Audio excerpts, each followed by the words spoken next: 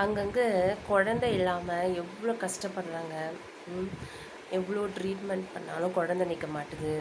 வீட்டில் பிரச்சனை, குடும்பத்தில் பிரச்சனை, மாமனார் மாமியார் என்ன சொல்ல போகிறாங்க, பக்கத்தில் என்ன சொல்ல போகிறாங்க அப்படின்னு ஒரு விசேஷத்துக்கு போக முடியல. அப்படிலாம் இருக்கிறாங்க இப்போ இருக்கிற காலகட்டத்தில். அந்த மாதிரி குழந்தை பாக்கியம் கிடைக்க மாட்டேது. ஆனால் இந்த நாய்க்கு குழந்தை இருந்து, அதாவது ஹாஸ்பிட்டலில், விழுப்புரம் ஹாஸ்பிட்டலில் அந்த மாவட்டத்தை சேர்ந்தவங்க அங்கே போய் வந்து அவங்களுக்கு பிரசவம் ஆகிருக்கு. 9 நாள் தான் ஆகுது. கள்ளக்காதல் ஒருத்தன் இருக்கிறான்.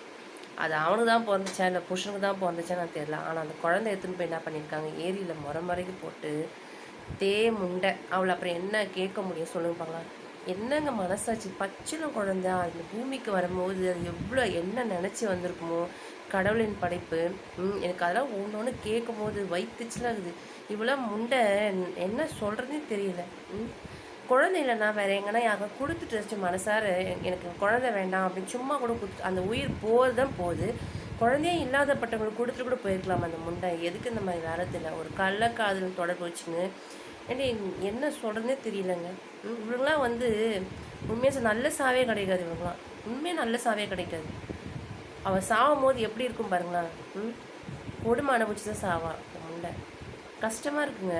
குழந்தை என்னங்க பண்ணுச்சு, யார்கிட்ட கொடுத்து போயிருக்கலாம்ல. இல்லை ஒரு ஆசிரமத்தை போட்டு போயிருக்கலாமே.